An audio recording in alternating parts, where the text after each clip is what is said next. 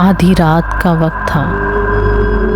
मैं अपने कमरे में सो रही थी कि अचानक मुझे किसी के ज़ोर ज़ोर से बातें करने की आवाज़ें आ रही थी। मैं उठकर बैठ गई और जाकर देखने लगी कि कौन है।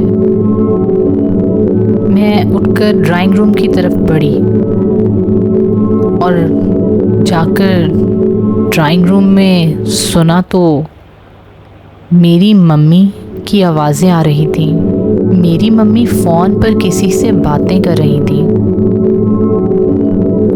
और मैंने पास जाकर उनसे पूछने की कोशिश की कि वो इस वक्त किससे बात कर रही हैं।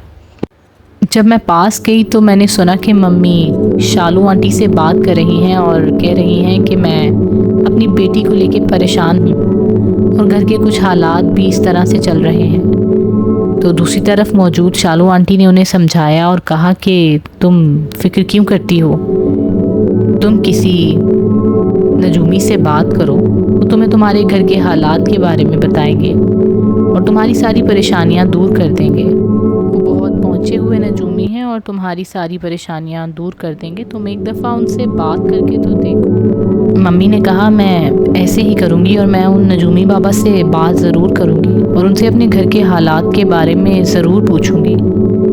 मैंने पूछा मम्मी आप किससे बात कर रही हैं? तो उन्होंने कहा कि मैं तो शालू आंटी से बात कर रही हूँ। मैं एकदम डर गई और मैं दोबारा से घूमकर मम्मी से पूछा मम्मी किससे बात कर रही हैं?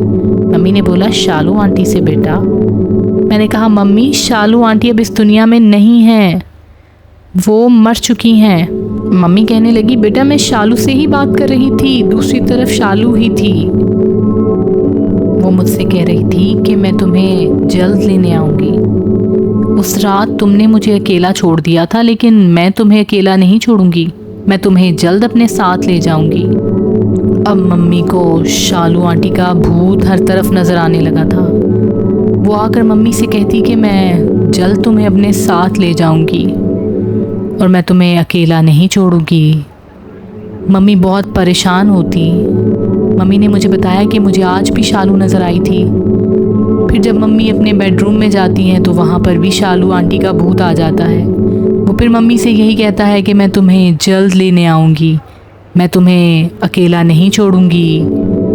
मम्मी बहुत परेशान होती है और मम्मी बहुत डर जाती है।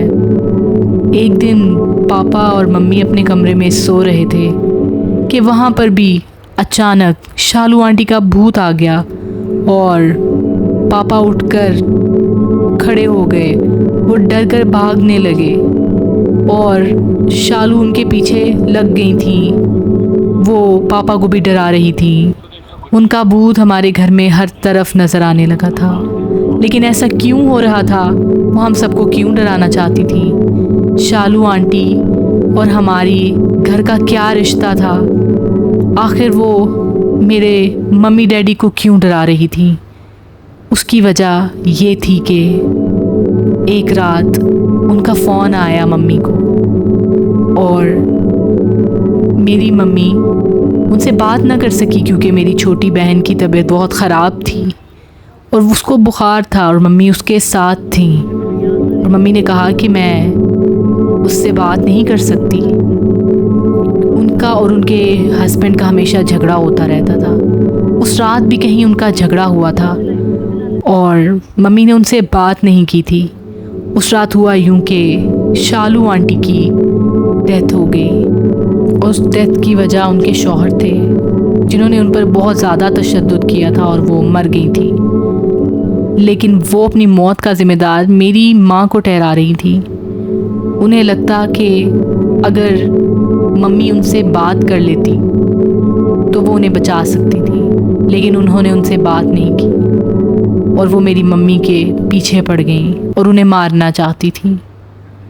और एक दिन वो अपने मकसद में कामयाब हो